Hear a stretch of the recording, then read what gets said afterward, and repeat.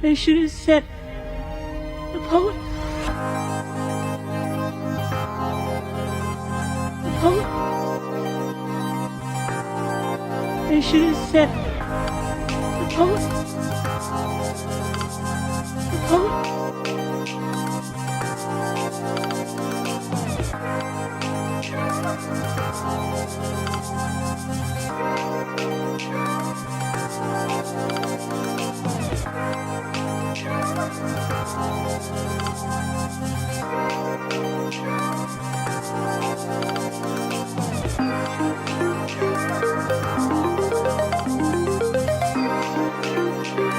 Sending Poets.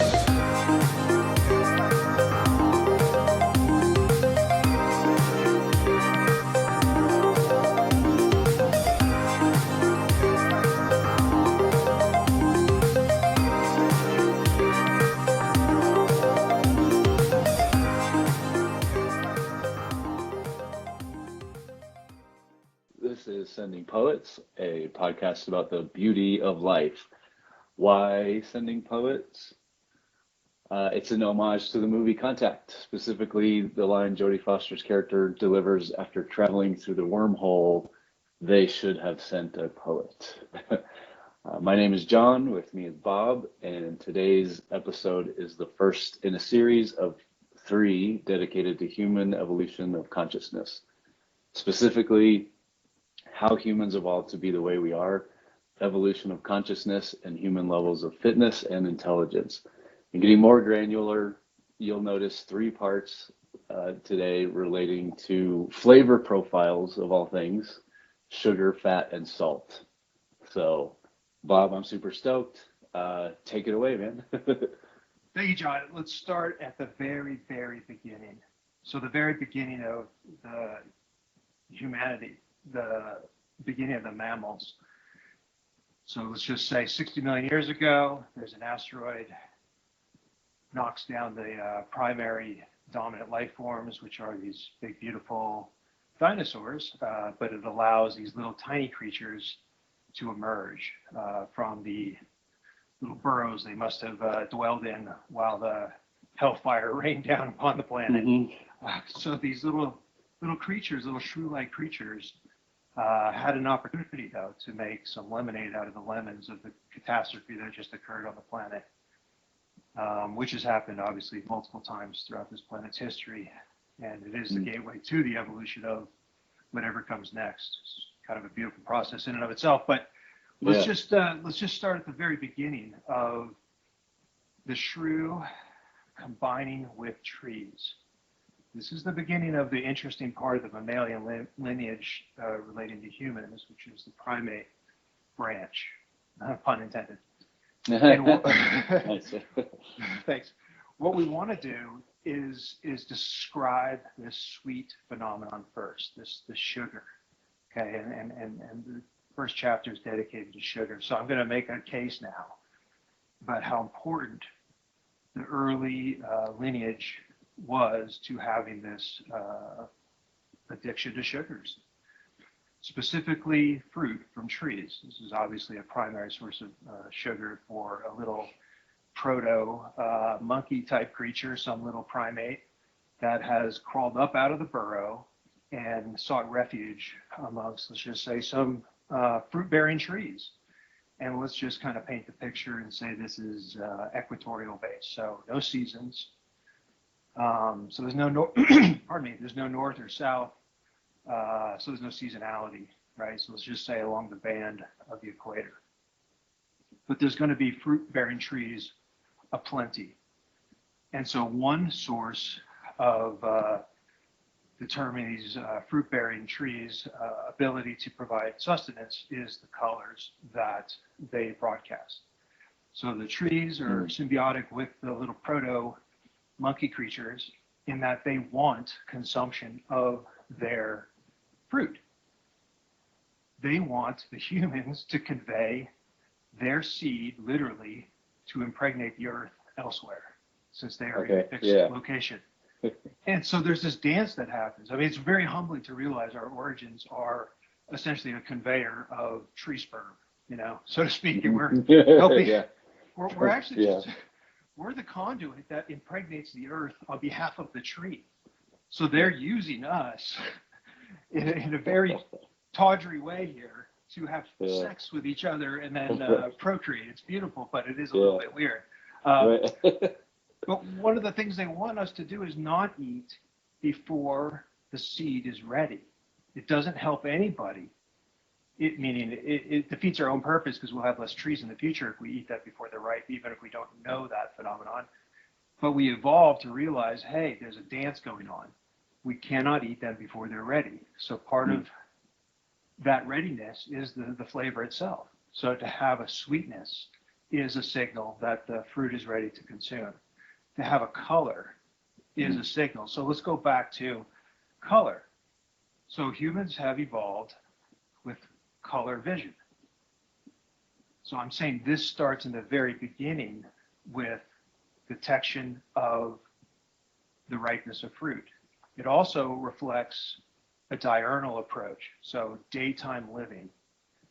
So I don't know what the little shrews, what their life cycle was, but once you come out and you want to look at the trees and you want to eat the fruit, you got to signal with color, and color does not transpose very well in the darkness. So you're going to give up your, if you had it to begin with, I don't know, but you're going to go diurnal, which means daylight active, in order to take advantage of the color vision. You're also going to have eyes that are right next to each other for depth perception, because you're going to need to be swinging and jumping and climbing trees. So herbivores have eyes way on the side of their head. Predators typically have eyes right in front, side by side in their face. Yeah. This is why staring at somebody is an aggressive act. Only predators stare. Herbivores can't stare at you. They have eyes on different sides of their head. Yeah. It's gnarly to think about.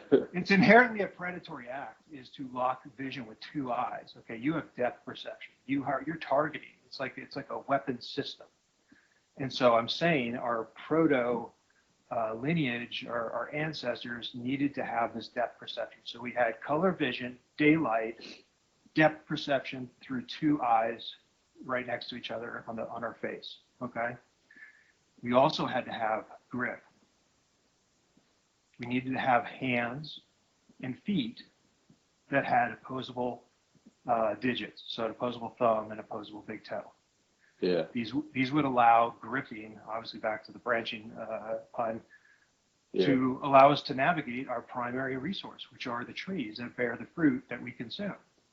Yeah. Now, scent is not such a big deal because our prey, so to speak, is not moving. It's not something we have to track. So Right, it's just kind of there, man. So we get the signal from the color. We get the signal from the taste. We kind of get a signal of the flower from the smell, but the flower is signaling pollinators. So it's not our signal. We just appreciate it. But that's not the point. We don't consume the thing upon the flowering, the scent of the pine, so to speak. You see what I'm saying? Like that's scent of the pine. Yeah. calling the bees, but that's not calling to us. So and that's its own thing. Like, but just to be clear, like we're not getting into the pollination part today, right? That's its own whole different thing. Totally. And that is another beautiful orchestration by the trees. I mean, there's a whole thing we got to get into about these trees, man. These trees are quasi-dominant on this planet. The amount of orchestration the trees create. Let's not go too far down that side here. But it's a beautiful one, man. I mean, from environment, literally the transpiration from liquid to gas of water is a huge evaporative process. We'll get into that obviously in the future. Yeah. But these trees are powerful on this planet. Like we're pretty much in the big scheme, we're all facilitators of the trees. That's how dominant I believe they are on this planet. Nice. So could be a dominant life form on all planets are trees, if you want to think about it that way, if you want to suppose someday that kind of thing. But anyway, let's go back. I think here's where it gets really beautiful in that imagine you're chest to chest with the trunk of a tree. You got your little hips splayed out and your little feet with your opposable big toes grasping, and you got your arms hugging it like a barrel, right? You know what I'm saying? Like hugging it. Hmm. Like you're Yeah. so like a squirrel or something is on that motion. That motion of the forelimbs, that rotational and not weight bearing, that's going to be really important in a minute. Hmm. So because Okay. we are in the trees and off the ground, we are able to free up our forelimbs to rotate. So imagine you put your arm straight in front of you and your hand is palm down, and you can, it's your right arm, you can rotate it to the right and it goes clockwise and rotate to. So you have this rotational flexibility in your forelimbs, but only your top forelimbs, not your legs. I mean, you do a little bit to your legs, but not to the same extent. And so here's where it gets interesting. That ability to have not only rotational at the wrist, but also overhead is crucial to human evolution of intelligence. So the ability to go overhand, swinging, where we have free range of motion of our shoulder above our head, very atypical. So I don't believe there's too many animals out there that have that range of motion even to begin with. That's going to be an amazing adaptation for humanity in just a minute. So you have these trees then, we're addicted to these trees. Okay, this is our primary food source, is the tree with the fruit. Now, trees are very interesting in that they're going to signal you, but it's not like today or tomorrow. It's like seasonal. Well, it's not seasonal in that you can have trees without a season. What I'm getting at is there's a period of probably wet and dry season, but there's a period of ripening where you can't consume of these things, and not everything is immediate. It's not just like it just drops into your hand right now. So the game begins of strategy, of timing, of looking into the future. The game also begins once the pattern is determining which trees will ripen when, is also territory, meaning guarding these trees. So no single animal would be able to guard its resource, because you'd have two or three other if you're a dominant animal, let's just say you're the primary, 3 or 4 other littler animals could team up and come whoop your ass and knock you off that tree. Because the tree is going to be a thing that's going to bear fruit over, a period of time, weeks, months. And so you're not going to be able to just, make a kill, consume the kill, and run away with, the contents of your stomach, so to speak. You need to claim the territory. And that's going to begin a very interesting game of socialization. So say the shrew, when it came up, it was individualized. Shrew mates, has babies, babies go off. Shrew mates, has babies, forever and ever. They're never collectivized. And I'm saying the tree begins the social collectivization of human lineage. Wow. So the game will turn. The trees eventually disappear, or they thin out. Okay, this is the earth evolving. And we end up going into more of a grassland savanna biosphere in these early areas along the equator. So the trees will now dwindle. And going back to this image that I sent you earlier, John, I apologize, we have to put this in the show notes or something. The feet of all the primates. Oh, right, yeah. So there's only one main difference in the feet amongst all the primates, and that is the big toe. And the big toe for all the primates is opposable except for humans. It's intractable. So we have this locked in big toe. And so here's where we go from sugar to fat. Before we jump in there, just like kind of Yes. ask real quick, like, Absolutely. is it critical to know like why the trees sort of dwindled? And I mean, you kind of alluded like just the natural sort of well, I was going to say natural terraforming of the planet, but No, I think that's 100% right. It's literally moving of tectonic plates. Things drift over time. The continents shift. Okay. We're talking. I started 60 million years ago, brother. Right. I mean, we have, go back and look at the map of the Earth 60 million years ago. It looked nothing like it looks today. Pangea and shit, right? Pretty much, yeah. I mean, there's a lot of crazy shit. No. listen to this. There's a cave dwelling spider in, I want to say, Argentina, that has its nearest relative on the west coast of Africa.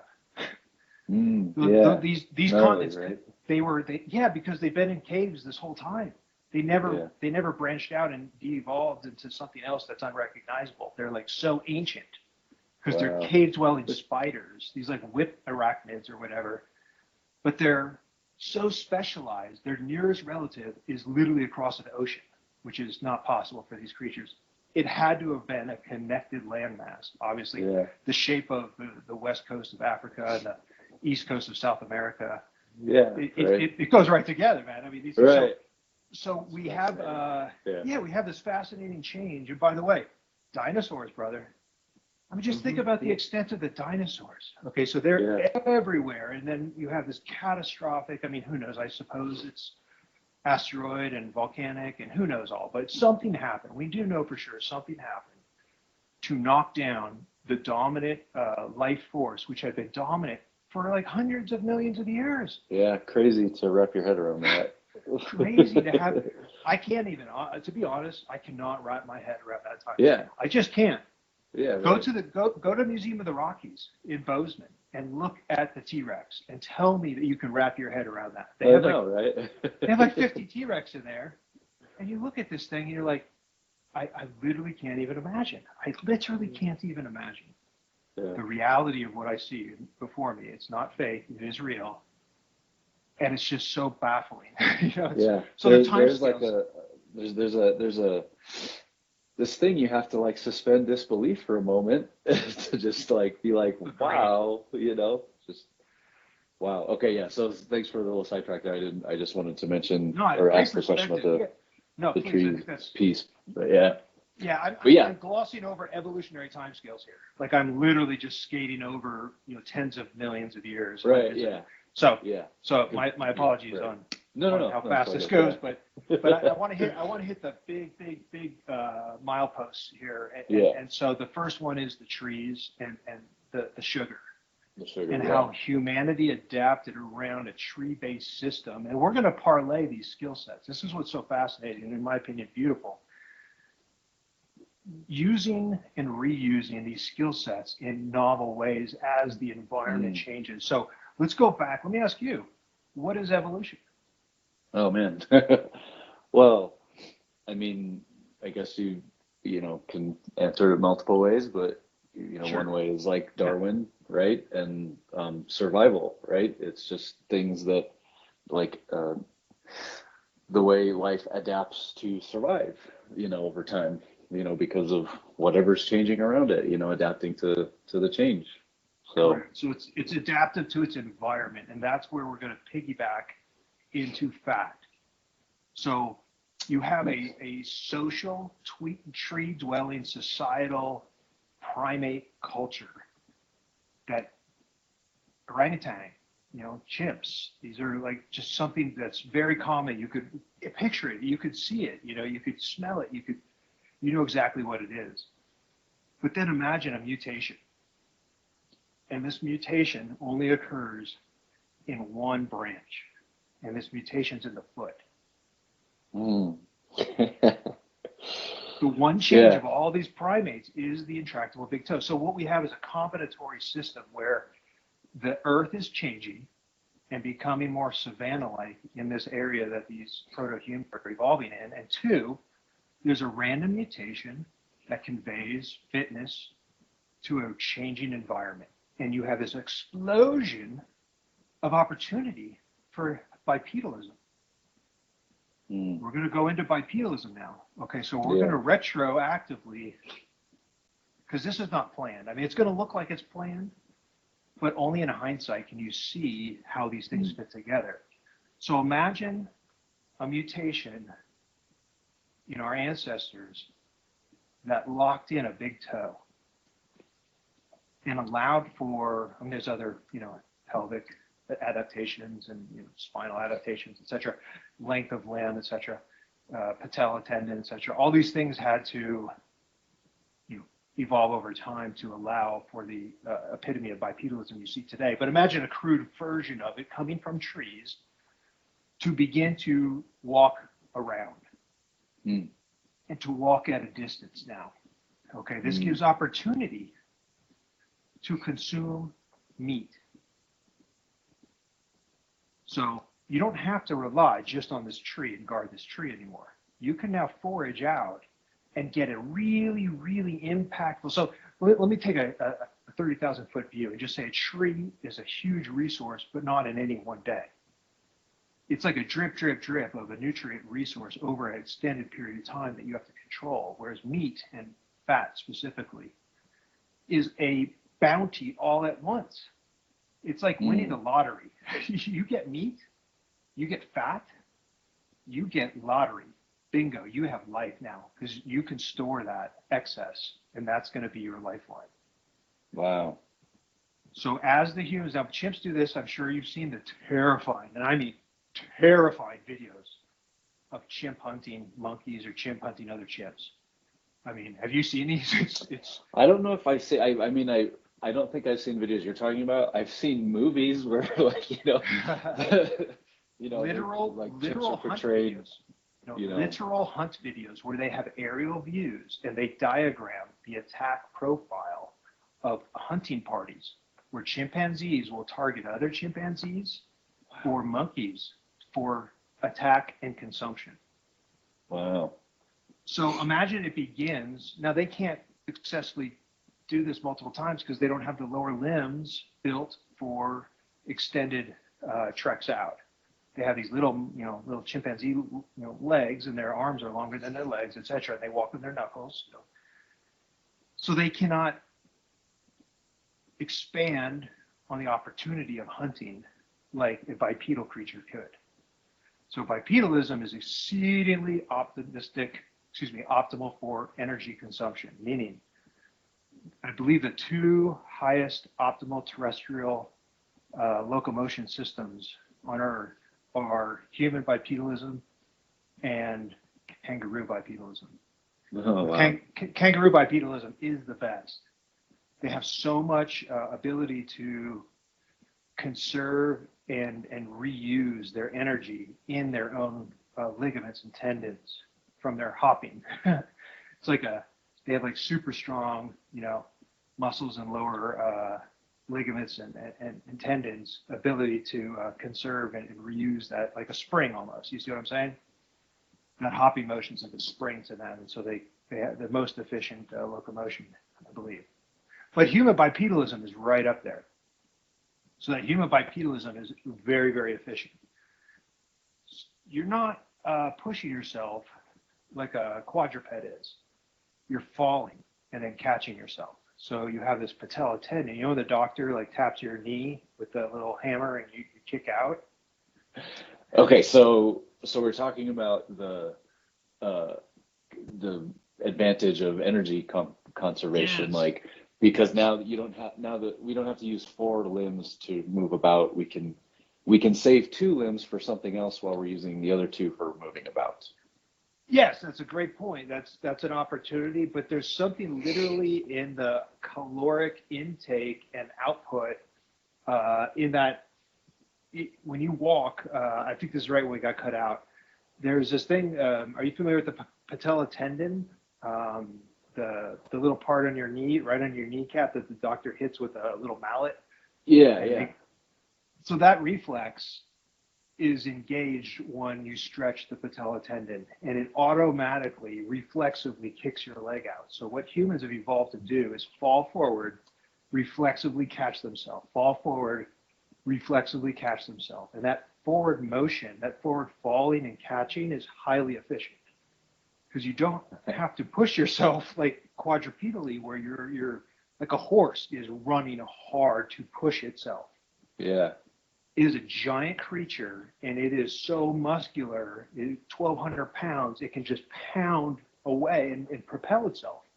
But it costs so much in energy, and it builds up a lot of heat. And third, it uses all 4 limbs. Back to your point. Okay, So let's look at our opportunities now. We have this crazy flexibility in our hand, this dexterous ability to twist our wrist. We have this crazy ability to go overhand, over our heads. We have this crazy ability to walk on our hind legs and fall forward. So we are the premier. Now, when I say humans, did you hear about the kangaroos? I can't remember if we got cut off at that point. Yes. Yeah. Okay. Yeah. That is even better than our bipedalism, right? As far as energy efficiency, yeah, it's Okay, so yeah. efficient. Yeah, theirs is the highest efficiency, but ours is second to theirs. And here's a really clear example of this: ultra marathons. Okay, humans can go. So when you talk about a horse race with a human, humans don't always lose horse races. Okay, it depends on the distance. So a human will absolutely beat a horse if the race is 40 miles or something. See what I'm saying? Like, so there's this component. A human racing against a horse, you're saying? 100%, yes. Absolutely. Wow, The horse I never would thought about that. Just because of the endurance and stuff, right? Yeah. Bingo. Okay. So humans can go hundreds of miles in these ultra marathons. Are you familiar with these ultra marathons? They're very interesting. Yeah, a little bit. Tests of the human condition. They're like right at the edge of. It's not about the physicality. I'm going to tell you a real quick side story here. When these races first started, I can't remember, it was like the Baja 200 or something. It was a 200-mile race, some giant race. I can't remember what it was, but it was a couple hundred miles. And these were extreme athletes, so it's like an X Games thing. There wasn't, sponsorship. There wasn't any money in it. These people are all just crazy about how far can I go, okay? Yeah. And it's wide open. It's just men versus women. Anybody, professional, non-amateur, whatever. Anybody can join these things. And this guy, this older guy, in his 50s, I think, he was a commercial fisherman. And he realized the race takes multiple days. It's like you're running marathons every day. How many marathons can you stack on top? Because to go this far, you have to go over, multiple days, obviously. So the point is, sleep becomes a big issue. And this guy who doesn't run, he wasn't an athletic guy. He could just kind of shuffle along, but he could go without sleep for like 3 days. What? He was a commercial fisherman. Have you ever seen these guys? Have you ever watched like the crab fishermen and stuff and Deadliest Catch, that kind of a show where these guys are up? I know of it, but I've never really watched it. They have peak performance where they'll be called to act and pull pot after pot out of the ocean for 2 days straight. Like they literally just won't sleep because you have pots in the ocean. You've got to pull them up, empty them out, and put them back in. Wow. And they'll hit a string of them, and they've laid 100 along the thing, and it takes 10 minutes per pot. I mean, these guys just go for days and days is the point. And so one of these guys said, I'm just going to not sleep. I'm just going to shuffle along. And I think he got third place, in this race. Wow. Because he just said, I'm just going to use my efficiency. I'm just going to shuffle along, and I'm not going to sleep, and I'm going to go to this thing. And so the point is, humans are built for endurance. Okay, so now we're on the fat side. Okay, so the fat side is getting that kill, getting that meat.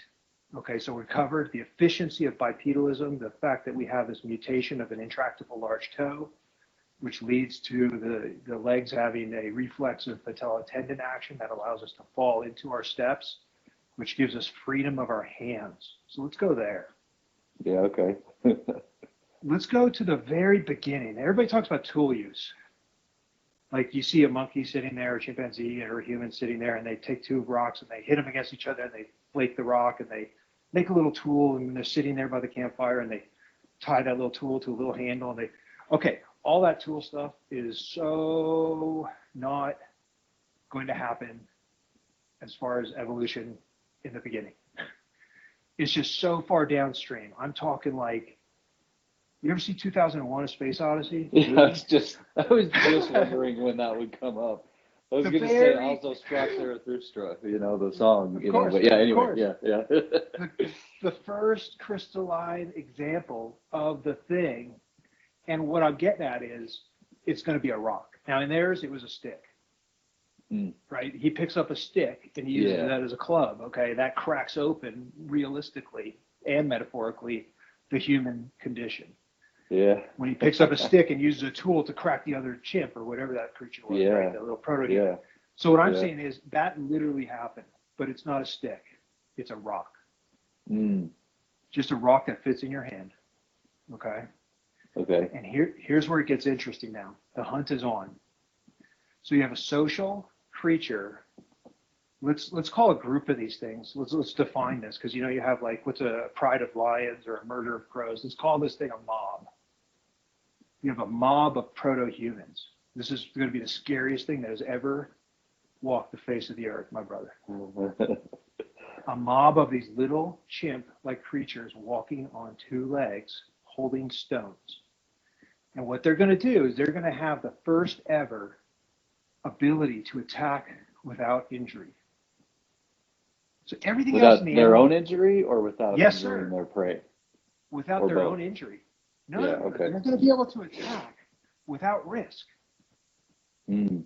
Nothing else in the animal kingdom uses a proxy to attack with. Everything has claws, teeth, horns, antlers, venom, etc. Like there's nothing else that shoots.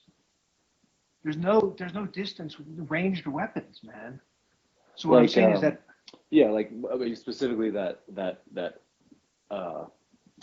something outside, because like a porcupine can like shoot quills, but that's part of the porcupine. You're talking about like this separate thing from the from the being, from the organism. The chimps are using it. I don't want to say tool, but that's like, because you already said it's not so much it is a tool, but like it's that separate thing, right? It's a tool, but it's not a tool that you use because you're sitting around. It's like a tool that you're using by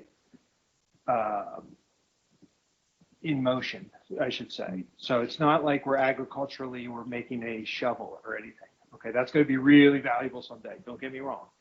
I'm saying in the very, very beginning, before you can even consider like the reshaping of these things, like we're literally bridging from an animal, we were animals of course, but like from an animal pre-conscious or right at that borderline of consciousness. And we're going to get into consciousness in a minute, but in that border zone, that gray area of consciousness of being able to plan ahead. So we haven't defined this this episode yet, but part of consciousness is forward deduction.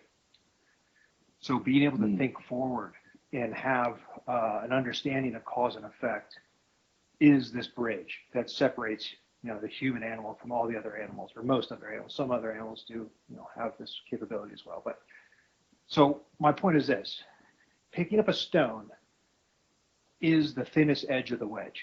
It literally already exists. It's just sitting there. There's plenty of them around. Nobody else wants them. They're not fighting over them. You pick up a stone that just fits in your hand, and you get a mob of proto-humans, 20, let's just say. And they each have 5 of these things. That's 100 rocks. And imagine these little endurance creatures mob up, meaning they group together and form like a mass. So they scare off a larger creature, and it gets a running. And they just walk it down. They just walk it down until it collapses. And once it's on the ground, the 20 proto-humans are socially cohesive enough, they surround it in a circle. They count down 3, 2, 1, and throw, and 20 little rocks pummel the head of this thing 5 times. Humans bring down a massive, giant prey item filled with fat by using tools, endurance of bipedalism, and social cohesion. Tool use is the rock. So this is just like African wild dogs. Okay, yeah, African wild dogs are the highest success rate animal in Africa amongst the large predators. They have the highest success rate because they guarantee they're going to wear down their prey through teamwork, communication, strategy, endurance. Overheating. And I was trying to like put this in here for anybody that's listening, because I think every so often is good to like, here's some other sources, right? But yeah, you told me about the Lex Friedman interview with Roger Penrose, and it's a great episode all around. But really fascinating to hear Roger Penrose kind of talk about African hunting dogs as well. So for anyone listening, put that on your list. Check that out. Yeah, Precisely. We're going to get into that as well a little bit, but yes, the ability for recognition of consciousness in other animals is a great indicator of what we're dealing with. It's really hard to look at yourself without a mirror. We obviously have real mirrors, but we also use proxy mirrors, and other animals.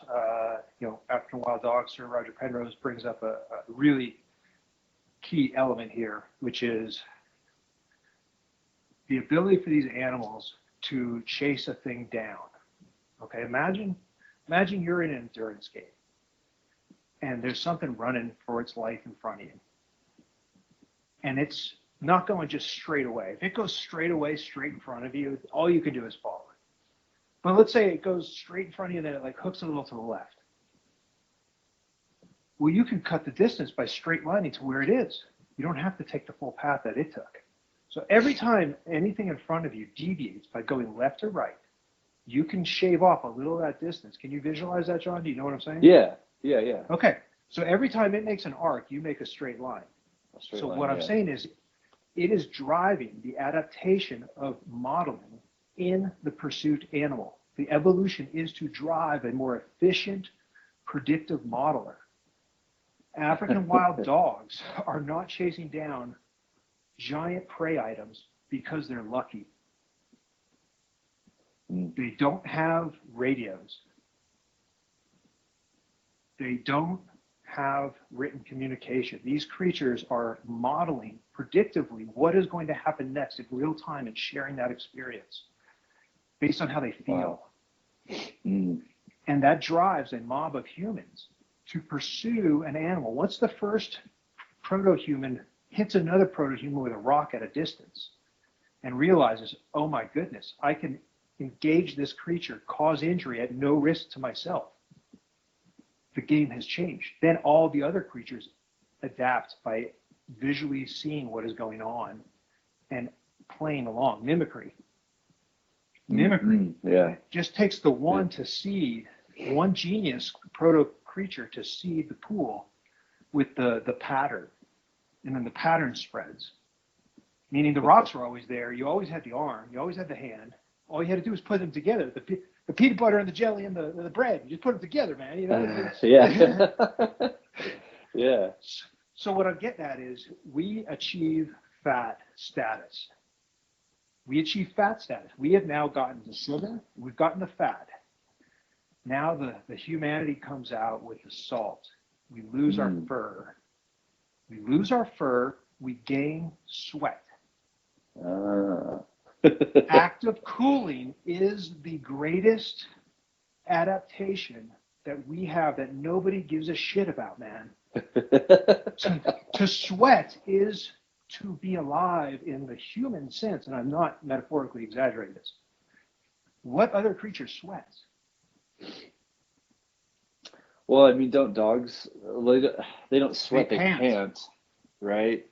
What I'm talking about is covering your body with fluid from inside your body such that it evaporates, and the process of evaporation destroys heat. Literally, the change of form from liquid to gas. It's just like in your refrigerator. So your refrigerator has an evaporator and a compressor. So the evaporator allows the liquid refrigerant to expand, and that expansion from a liquid to a gas kills heat. It literally takes energy just to go from the substance we call liquid to the substance we call gas with no change of temperature. No change of temperature. It just eats heat in order to change from a liquid to a gas. So that happens on the skin of humans. We've lost our fur. It's like, it's blowing my mind, dude. I love it. Wait, keep going. Why are we naked, John? Why are we naked?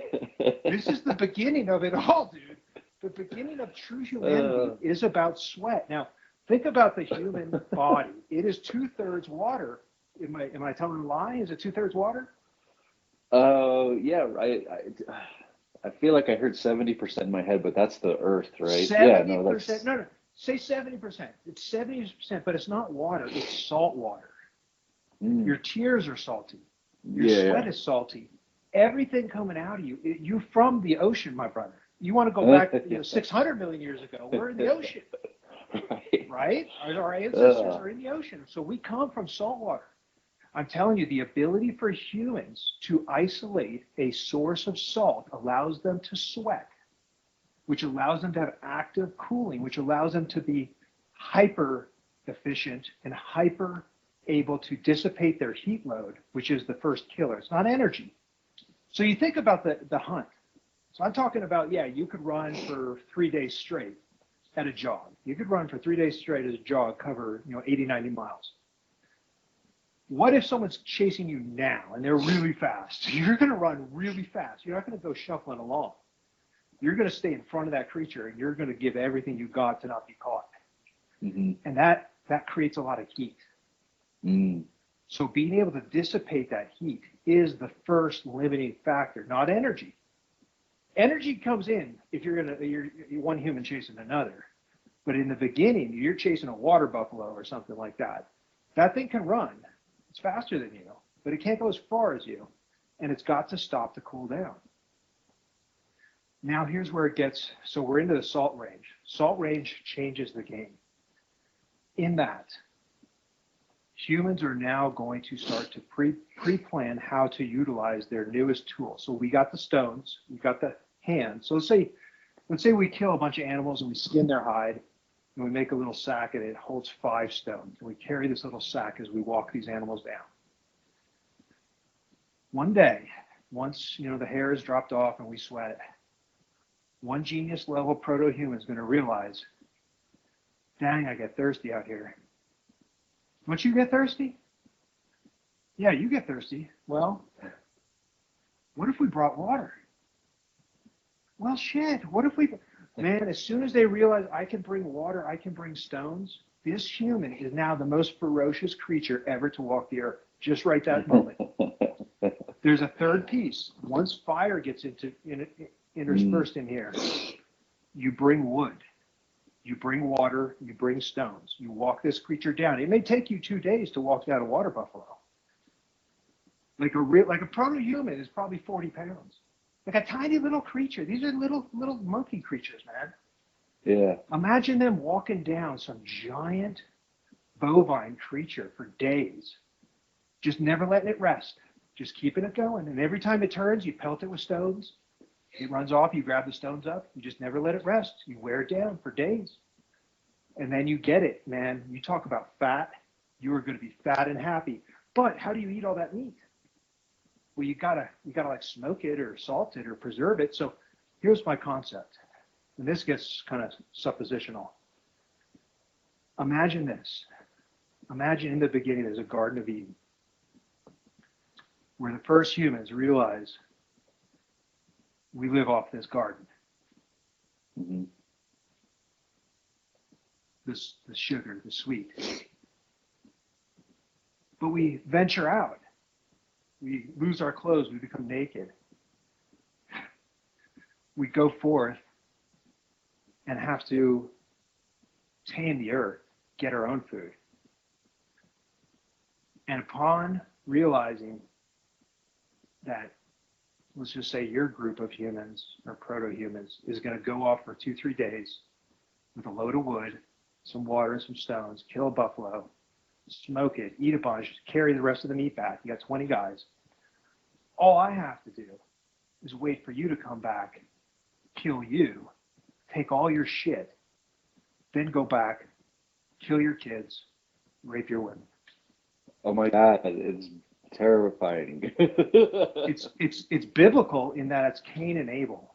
Okay, the first warfare was from the 2 brothers who left the Garden of Eden, Cain and Abel. So this is going back to like encoding some deep understanding of how we got here and socially, how the pressures evolve in game theory, optimal situations. So what I'm saying is one game theory optimal would be for you to go out and hunt things for your family.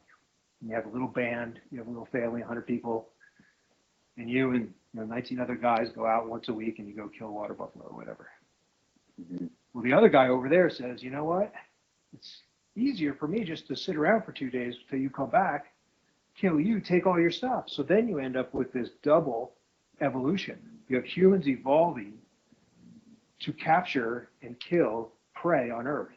through this walking down situation. And then you have humans who are now the most dangerous creature on earth having to defend against themselves, the other most dangerous creature on earth. Yeah. Huh. And so this is where this concept of another podcast reference here of Lex and John Danaher talking about who would win in a fight. This is one of these classic dude bro things, Joe Rogan or whatever, where they'll, if I had to, fight a chimp, who would win or whatever, all these things. I don't know if you're familiar with this, John, but people talk about these silly things like who would win if you put a tiger versus a lion versus a bear or whatever. Yeah. And let's put that on John Danaher. And I don't know if you know John Danaher. He's like this martial arts expert and jiu-jitsu practitioner, genius level guy. He trains other fighters. He's very intellectually profound in his changing of the game of martial arts itself and jiu-jitsu. Anyway, very, very, very smart guy. And he says, so Lex asks him, okay, you have a bear, you have a lion, and you have a gorilla. Let's say they're all about the same weight. Who wins in a fight? And so John said, well, assuming they're not like in a phone booth or a box or something where they can't disengage, they can't, like if you're just on top of each other, the bear probably wins just because it's the biggest. But if they're allowed to have some room to engage and disengage, you get me, like kind of like an arena. Yeah. He says, well, do you have a guess? What would you say? What would happen? Who would win? I mean, where my mind is just based on the, your narrative so far, one of them is going to sit back and wait for the other two to kill each other. Well, no, let's just say one-on-one. It's all one-on-ones. All one-on-ones. Let's just say all one-on-ones. Well, let's see. But if you do the matchup, who is the winner of all?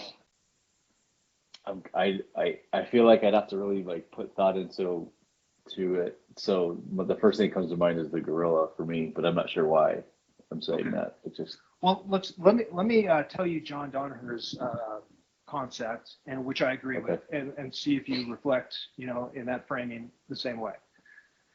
Okay. So take all the physicality out of the picture. Okay. It will come into play, but only if you're putting a fighter against a fighter.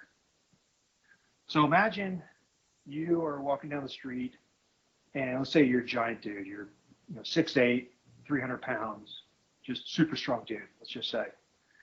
And some little guy bumps into you and picks a fight with you. And the little guy's like 150 pounds. But the little guy happens to be a professional boxer, let's just say.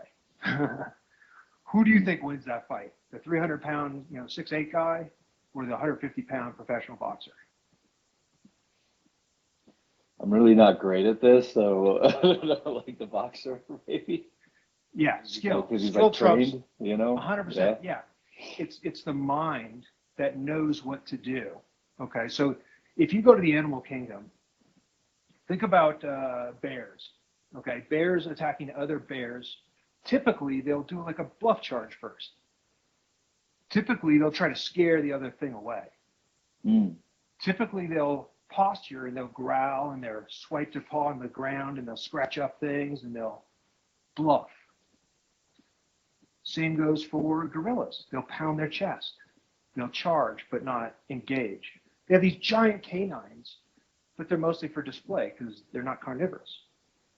You have one mega male who doesn't really fight any sub males. He just is hyper dominant, has a harem.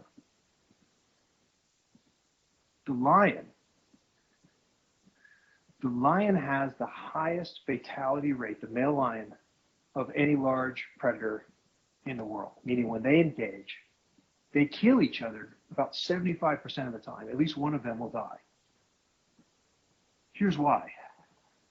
The male lion is not fighting the other male lion for himself. He's fighting the other male lion for his cubs.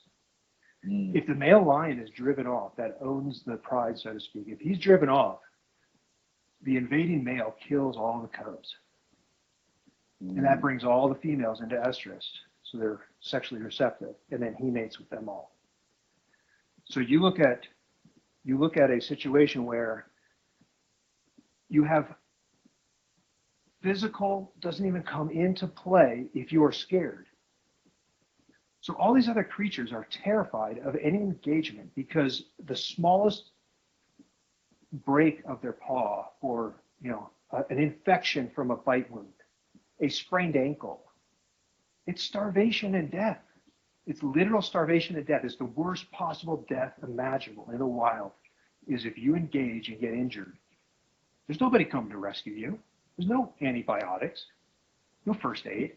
You're going to suffer and die the most miserable death imaginable because you're going to have a broken jaw and you can't eat. So these animals do not want to engage unless their life is on the line. So Donner's idea was the lion wins because the lion is a killer. It gets mad. It wants to kill you. It doesn't know all this thing about the cubs. I brought that in because it's the reality. The evolutionary pressure is if you walk away from that fight or if you don't vanquish your enemy, every cub in that pride is dead. Every single one, they're dead. All your lineage is gone. Other than the ones that are grown up and already moved off, your entire lineage has now been wiped off the map. Whereas if you look at bears, they don't stay around with each other. They mate and walk off. A male bear will kill his own cubs. He doesn't even know. They meet up the next year. The bear is pregnant, goes into hibernation, gives birth. In the spring, the mom comes out with the cubs. The dad never knows his babies. The dad will kill his own babies. He don't care. He's not going to fight, to the death with another animal. He's going to run away. He has no fight. He's got nothing to gain. The gorilla has no competition. The gorilla has a harem because the silverback is hyper dominant.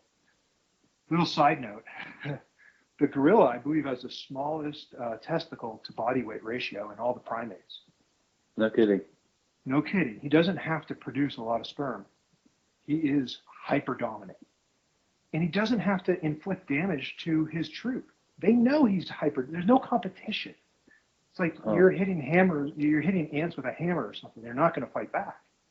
Yeah. So the silverback has a problem with longevity, so he will get pushed out at some point.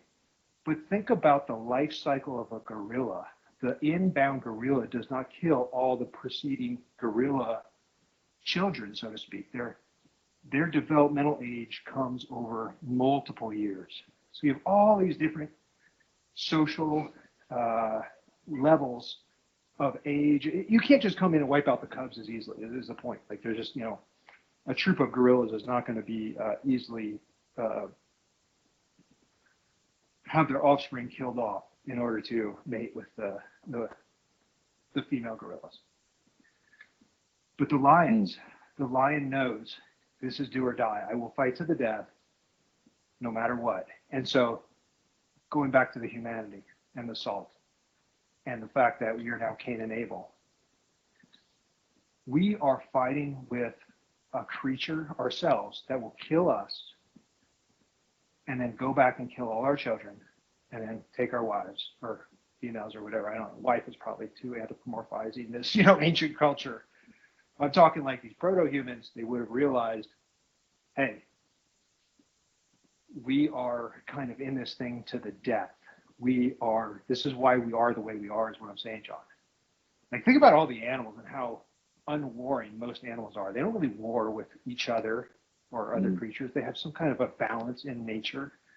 And I'm saying humans have gotten to this point from a very, very old divide between Cain and Abel, of those who go out and do work to produce, and those who kill the one who produced to take the stuff because it's easier that way.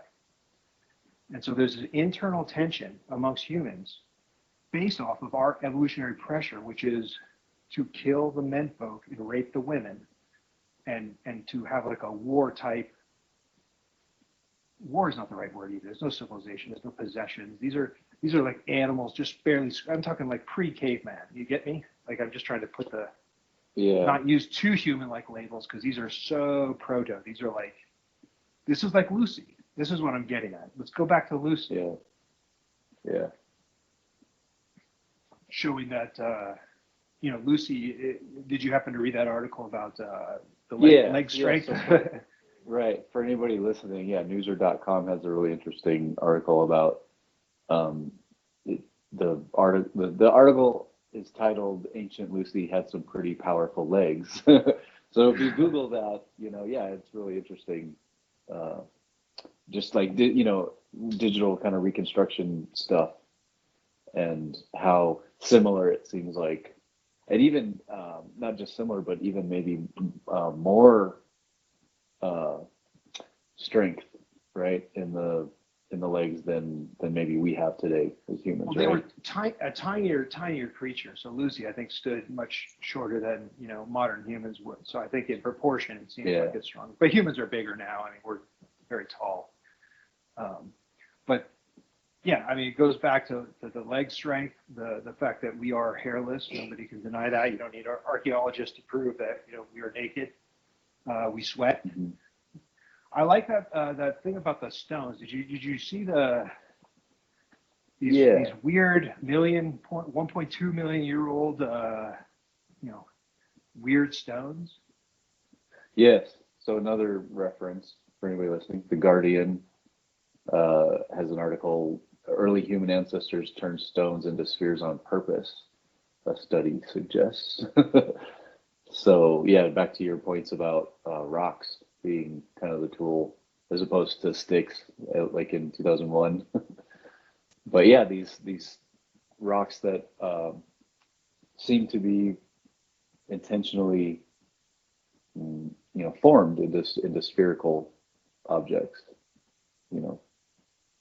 And the age is like it's over 1 million years old, right? I mean, these Yeah, are 1.4, I think 1.4 million it says. Yeah. In the Middle East, I believe, somewhere like that is where they were finding these. There's a couple different locations, I think, around the world that they've found these kind of early spheroids. Modern day Israel, one place. Yeah. Sure. Yeah. So my point is, I think, and one of the concepts, they don't know what these are, but they think could have been projectiles. They said, I think, somewhere in the article, one of the concepts is they could be projectiles. So that's my contention. Walking, the ability to use a projectile weapon, so stones, the ability to communicate amongst each other to coordinate attack, the forethinking, the evolution of forward deduction as a conscious trait in order to predict what the prey animal is going to do next, the predictive modeling. That's where the root of humanity comes from, is what I'm saying. Yeah. Wow, man. Well, I've been talking for a long time. Can you hit me with your thoughts? I would love to hear what you. So I've never put it out quite that encapsulating before.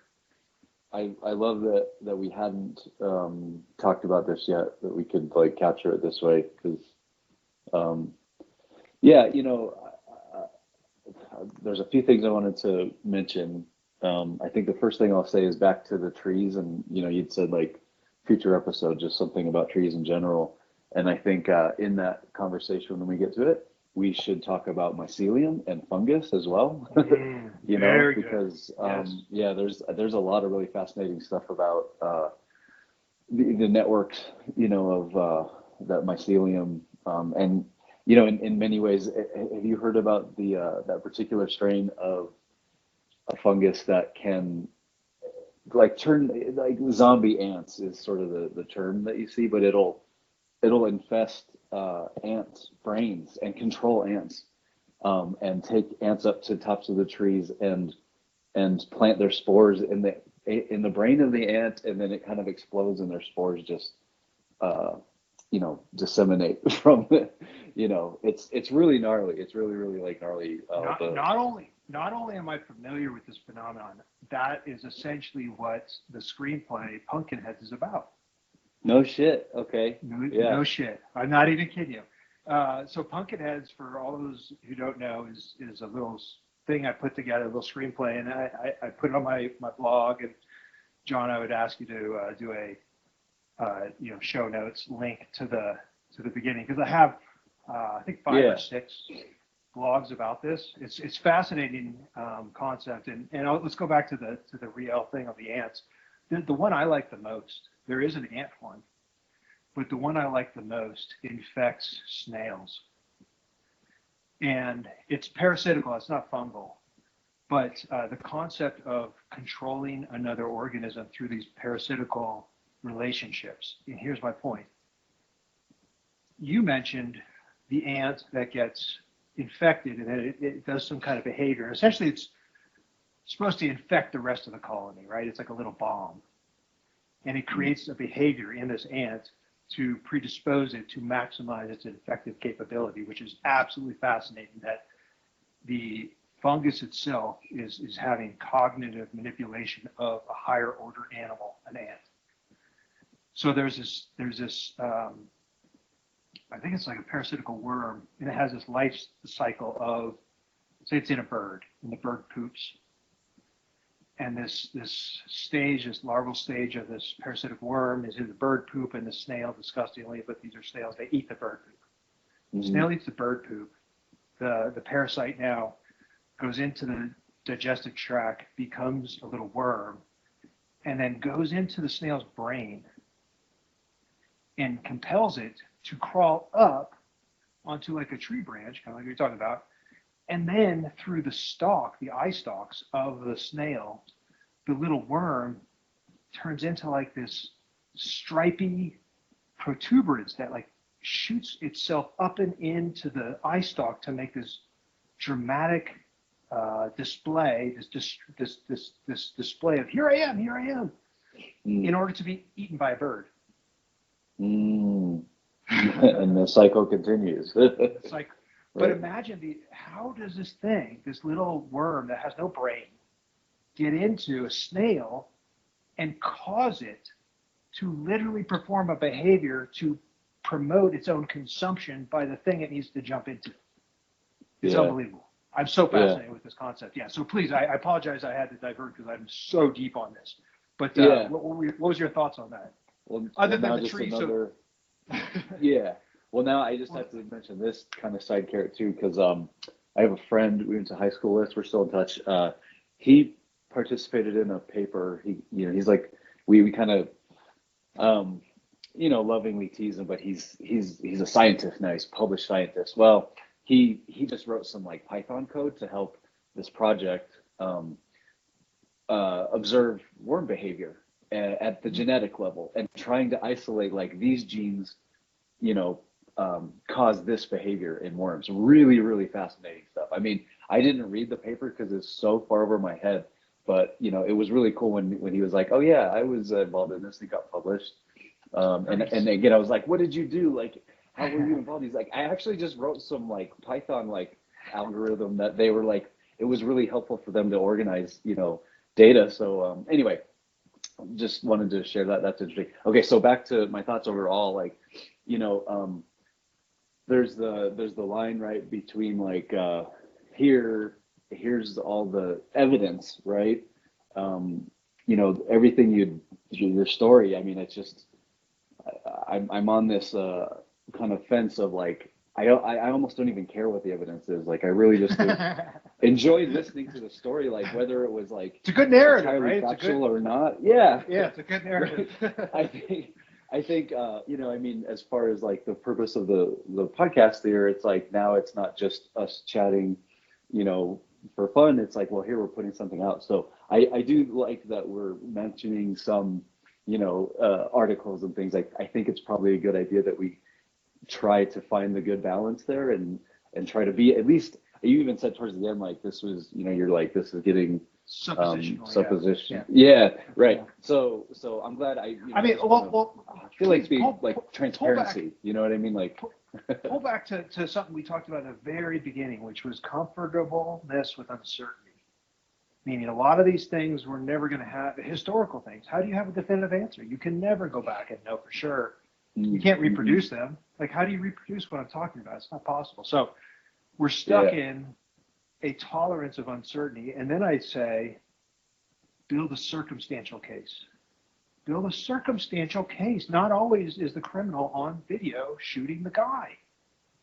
Sometimes you got to find means, motive, and opportunity and put it together. And so what I'm getting at is the science of circumstantial cases. Now, I believe a lot of science is based on evidence-based case. In those chemistry, right? Those purveyors can have an absolutist sense. The reaction works or it doesn't. If it works in this way. And it's reproducible. It's very, very objective. But then there's other things in science that's still technically science-based where it's circumstantial. We're never really going to be able, well, never say never, obviously, but you know what I mean? Have the difficulty level right. of trying to reproduce the early Earth so that we can see this thing over 50 million years. Probably not going to happen. It's just probably not. Now we can, make models, and that's what I'm doing. Is I'm making a model, and quite frankly, I'm adding this. I like this term of a profile, and I just picked that off of that podcast I listened to that you recommended. The gentleman. Oh yeah, Dan Cummins, Time Suck. Yeah. Thank you. Yeah, Time Suck. Where Yeah. they got into the early case of criminal profiling. Fascinating. Did you listen to that, the Trail Stalker one? I don't know if you listened to that one. Yeah, Trail Stalker guy. Yeah. So profiling, right? So it's not a science in that you can guarantee these things. You're kind of making inference, but they're educated guesses, and you can, over time, look back and see, where did you miss, where did you hit, and improve your outlook. So it's a different kind of conceptualization in that I'm grabbing all these little pieces and I'm melding them, all these little facts, let's say, that we all know that humans have depth perception, color vision, diurnal, we sweat, we have big toes. Like all these things are just common sense. I mean, it's not like I'm discovering anything. It's just putting them together. Trees make fruit. The fruit ripens. Right. The seed can't be planted till it is ready, and the fruit is bitter in the beginning, and so humans know what bitter tastes like because it's poisonous. It's alkali. These are much of the time these are chemical attacks by the tree to prevent themselves from being eaten. They will fight back. Back to the fungus and all these other creatures that we don't give respect to. They fight back. I mean, think about the evolution there of signaling amongst each other and then signaling to those that would like to do you harm. I mean, how do you? It's almost like an alien creature on our planet. Like the highly toxic toadstools. Like, just don't eat me, dude. I'm red. I got these blotches all over. You just don't do it. Just don't do it. I'm signaling all day long. Just don't do it. I taste like shit. Don't eat me. And then you have a peach, or whatever. A peach is probably very human. Human derived at this point. We probably selectively bred peaches, ourselves. But anyway, something that is a more natural, whatever, originating fruit source that has not been selectively bred by humans after the fact, but something that does signal, I'm ready to be eaten. My purpose of putting nutrients in this thing is for you to consume this. Let's work together. Yeah, man. It's really fucking cool to think about, Going back a second, and just another reference for Time Suck. Are you aware of the emu war thing that happened in Australia? I think maybe in the 70s, but I could be way off there. Does that sound familiar? There's been a series of introduced species that have warred in Australia. I don't know anything about emu other than I think it's a native species, but I know that there's been a series of disastrous species introduced, and then they put another species in to deal with the first one. And right. So I don't think the emu thing is in that realm. I know what you're talking about too, and it's an older episode, and I don't remember a lot of the details except that it was emus were like overrunning things, and the Australian military got involved, and they were just like in a war with emus. It's gnarly. I'd recommend, not metaphorical, a literal war with emus. Literal war with emus. Yes, craziness. So, but so let's see.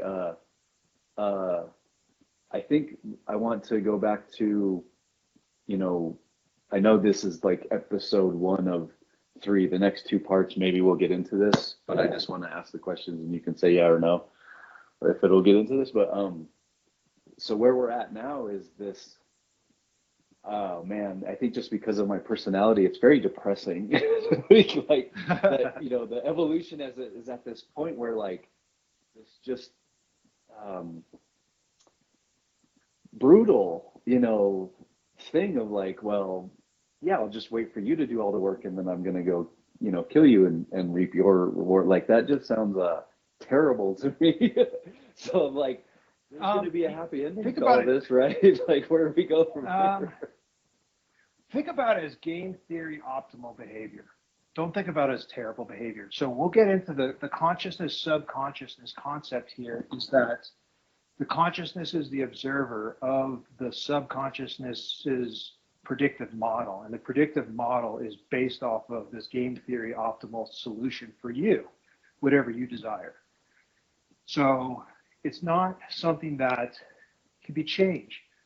I talked about in the beginning, humans are predisposed to the sugar, the fat, and the salt. They are compelled to consume these things. It's not a choice. It's how you feel as an animal. And I'm saying the solution is how you feel in that early day to kill somebody. You would feel so angry that they are alive, that they threaten you, that they have stuff you don't have. They're your enemy. Okay, if you kill them, you not only eliminate the enemy, you have opportunity to breed. You'll kill his whole family without hesitation, and he would do to you what you're doing to him. There's no morality yet. We're at the cusp. That's what I was looking for. Yeah. That's what I'm looking for. Is like, so when do we get to the morality stuff? That's the third chapter. Otherwise, it's just so like. The third chapter is the morality. So to set up the major arc. So this was, how we gained our intelligence through this original process from way back. Next episode is going to be talking about essentially caveman type days and getting from this animal to much more of a humanistic created environment, how we evolve into the land, and our evolution into the land creates new opportunities for us to further our evolution. Complicated. I'm not going to get started today. It's really complicated. But the third step. No, I can't wait. Dude. The third step will be the morality side, the 5 rules. Okay. Yeah. Where we end up having a modern human level of not only intelligence, but understanding that cooperation is far more prosperous for all than competition. Injurious competition is something of the past. Now, I've been thinking about this, about how to define for the average person how risky conflict would be. Now, most people have house cats. Do you have a house cat? I can't remember if you have a house cat. No, we have a little doggo. No cat though. Okay. Super allergic myself, so. Oh, well, you probably never had a cat then. Here's why I bring up the cat, because the cat bite is something special. The cat bite, meaning cat to a cat, so not like a fatal cat bite to a mouse or something, but cat to cat. When they get into it, they will bite each other. And the shape of the canine teeth of the cat is such that it makes this little puncture hole, embeds bacteria, and then pulls out and closes.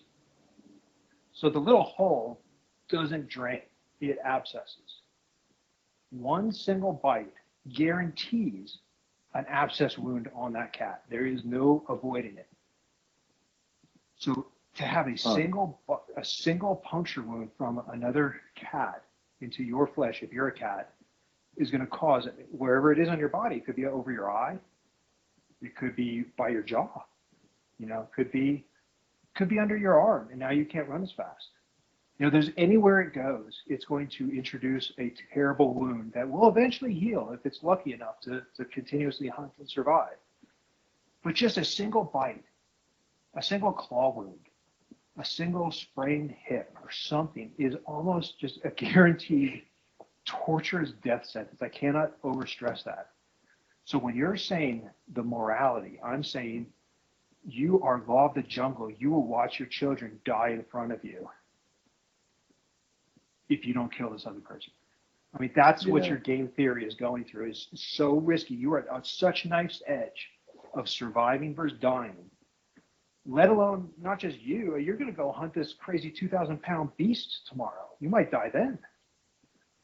I talk about a ranged weapon, meaning you get to throw rocks and not engage this thing and potentially get bitten, which is a huge advantage because one little bite and you could die. So it's such a huge advantage to attack without being ability to be attacked. Well, humans will do that to you.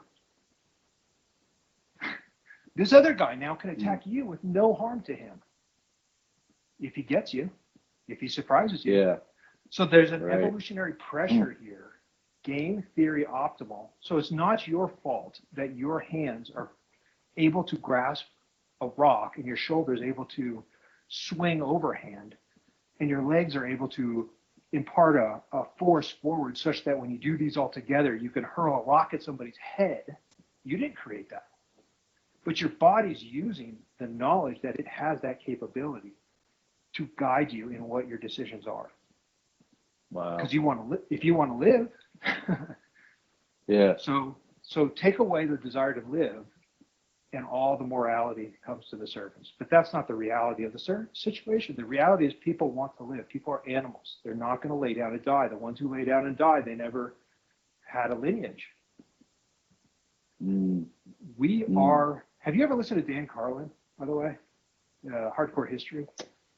Yeah, my buddy told me about his podcast, and he got really into some of those episodes. I think I listened to like one or two way back, and then whatever, it just didn't stick for me. But yeah, there's a part of his intro where he's got all these historical clips diced up and interspersed, like these old timey newsreel clips. And one of them is, "We are not descendant of fearful men." It's like a Churchillian kind of a thing, like we're about to go to war here. It says, we are not descendant of fearful men. And it is the freaking truth, brother, man. People deny it.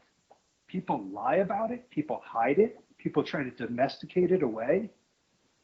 We are beasts underneath of the highest order. We are the most dangerous creature that this earth has ever seen. We walk this planet as demons. We have absolute control. And if you don't respect that, you end up where we are today. Fucking nuclear weapons pointing at each other. You want to talk about insane? Yeah. You want to talk about fucking insane, John? I know, The craziest thing in the world is to create a weapon that only a madman would ever use. It takes away the democracy of violence. It should be one man, one stone. You would never have a war that destroys an entire civilization when you have one man, one stone. You're going to have a group of people that democratically will speak with their feet and speak with their rock. And they're not going to throw the rock at somebody thinking that they're not going to get hit back. It's respect. You have these fucking crazy people with their finger on the button, wasting trillions of dollars, pointing goddamn world-ending weapons at each other that only a literal madman would ever even dream of using. Yeah. I'm so furious, John. I'm so furious that we've gotten to where we are. But it is not because of the primal nature, my brother. It is the conscious nature. It is the ability to see that we have a arms race. You ever watch Dr. Strangelove? Yeah. I got to rewatch that. It's been a while, but It's the weapons gap. It's the missile gap. It's the motherfucking doomsday weapon that we don't tell you about. That's the point of the movie. The Russians make a doomsday weapon they don't tell you about. Yeah. What's the point of making a suicide thing where if we get attacked, this thing will blow up the world anyway, but then you don't tell your enemy? It's madness. It's madness. All of it is madness. Yeah. The primal nature is the truth. That is what is going to happen, whether we like it or not. Now, we can address it, and we can try to put, we know what comes next, so we can influence that. We're not stuck on a path that we are intractable upon, but we are reflexive and reactive in a subconscious, unconscious way. We're not going to see it coming, is my point. We're going to give AI the button or something stupid. That's how it is. Let me ask you this. I don't know, where are we at on time? What can I do with time right now? Yeah, we're getting close. We're getting close here to. Let me put a little cap on this.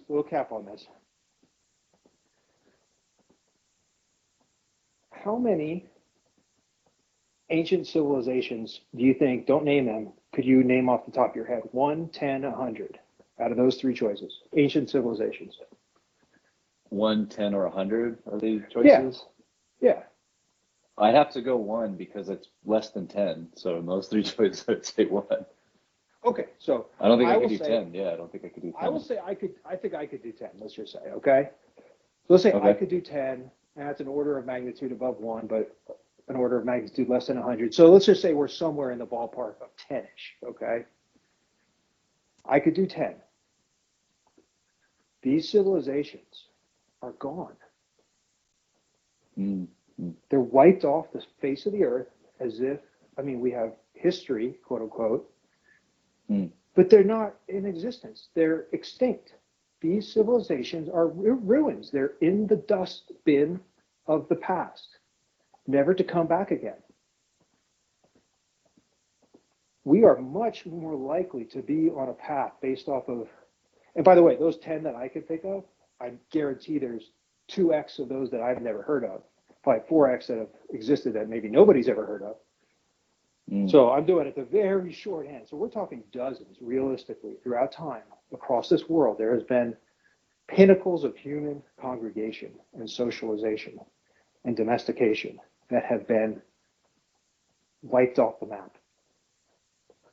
We are no different. We are no different right now. We are not most likely, but we're on a path of every other empire, every other great civilization, every other kingdom that has been historically significant has been consumed by the sand dunes of time. Wow. I am fearful right now that we have reduced the likelihood of little skirmishes and increased the likelihood of worldwide ending anomalies. Yeah, sure. And so I think the truth is to understand where we came from, understand how consciousness, subconsciousness works, understand knowledge versus wisdom, finding out where the consciousness role is in that position. Where do we sit? We are, as the poets, we are to observe and describe. Yeah, right. That's the whole point. We're sitting atop the decision maker, but we see what happens. We get to narrate the story, and that is very powerful, but only when you know your role. If you think you're the creator, you missed the ticket, you missed the boat. You're not narrating accurately enough to influence the next round of decisions. That's the concept, is the story programs. Once you know the repetition, once you know the cycle of life, you know what comes next. You can use that. That's the wisdom, where you don't have to measure the thing to know what happens next. That's the knowledge. So I can measure it. I'll know what happens. I can have knowledge about it. Wisdom is predicting it. I know where it is now, and I know where it's been, and I can tell you where it will be. That's the power. And so I think we're at this cusp now of interconnectivity amongst humanity. That's make or break. We're either going to connect to lever ourselves up and out of, let's say, a nationalistic, isolated. I'm very into this, by the way. This Contact is really, the subtext of Contact is about how ridiculous the Earth's politics are. Oh my goodness. Yeah, right. I'm going to read you this thing. Let me read, because I wrote this morning. I was, after listening to the first couple chapters of Contact, I wrote this. Okay. Nuclear weapons are only for the use of an insane person. No right-thinking human would ever deploy these weapons or their kind. It is the stone being thrown that is the people's weapon, the only weapon that is harmless unless the masses pick it up. There is no chance for accidental discharge. There is no chance for all-out destruction of humanity in the world. Yeah. We've lost it. We've lost the picture, man. We've lost the story somehow in the history of time that we were a kind of people that would do things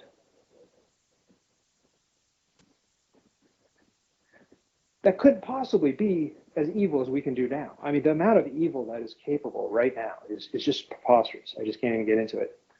It makes me Makes me sad. Yeah.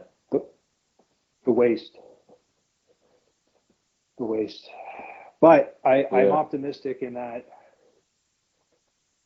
we have more than enough evidence right now of how to rectify the situation. It's really not a function of discovering something or needing a piece that's not there. Everything is in front of us, set in front of us. We just have to put it in the right order, see the pattern, and share this broad. Here's the beauty of the pattern, man. It's emergent and it's self-sustaining. It's a wave. It creates ripples that influence the next and the next and the next. It doesn't take but one person to start the chain of events that changes all of history and humanity.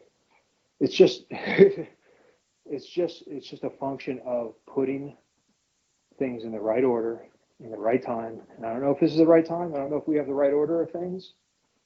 But I think that's as simple as it gets. It's literally the poet's words that begin the revolution. Yeah. Yeah.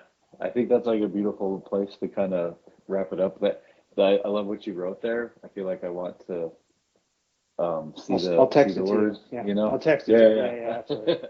I want to share that Yeah, with by them the way, and everything. I love that. I was doing dishes this morning, and I just literally had that. I had a moment where I stopped the book on tape, dried my hands, and wrote that in text form without edits, just all in one.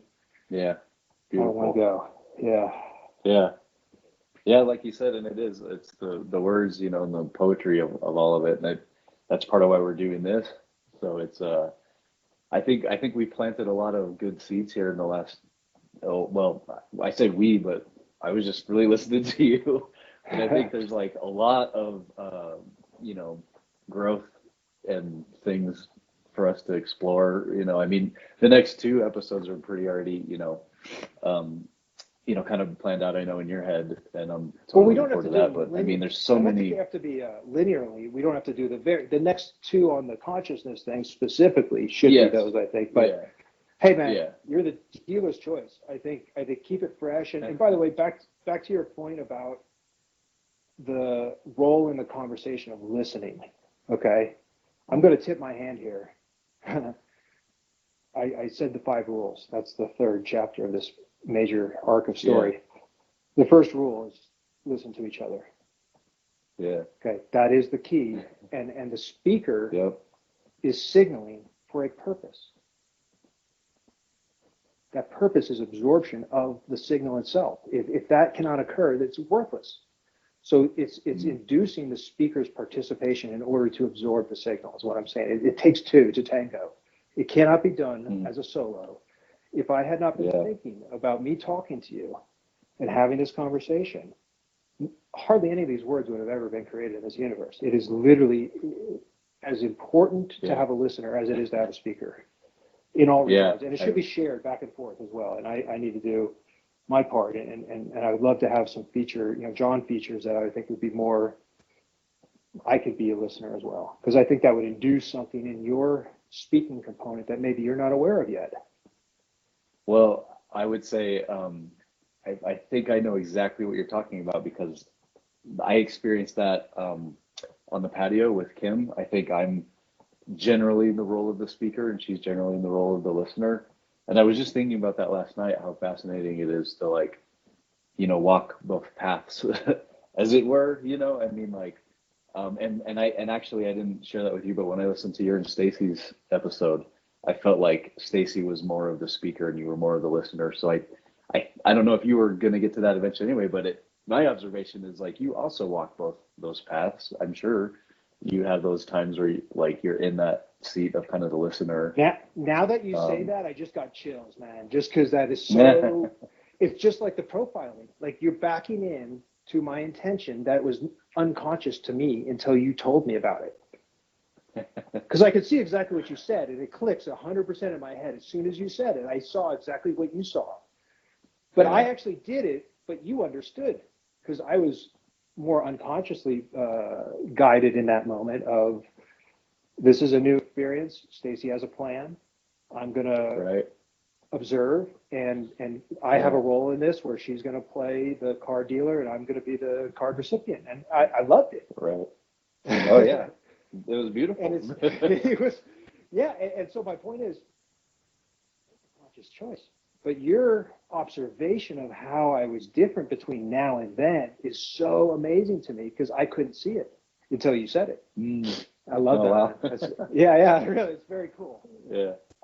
Yeah. And then also the story about you and Kim on the patio, it reflects the same exact concept, which is we play many roles. Yeah. And what I'm getting into, meaning my philosophical interest, is the human role that has so many facets we all can share. There's not a single way to look at it. It's faceted. Exactly. Right. The subjectivity of all of it is something I've just been like pondering for a couple years. It continues to blow my mind every time I think about it. I think, just how unique. I think there was a few lines in Contact too that was sort of talking about that. It's her testimony, I think. I probably don't want to get too into this, but the words that she says when James Woods' character is grilling her, and it's such a beautiful exchange. So all right, yeah, let's kind of wrap this up. I'm so looking forward to the next two kind of pieces in here, but yeah, we'll figure out if we do them in the next two episodes or if we do something else. I'm totally up for whatever. Anybody that listened, thank you for getting this, taking the time to listen to this. I really think we have something cool to share, and I can't wait to share more. I agree.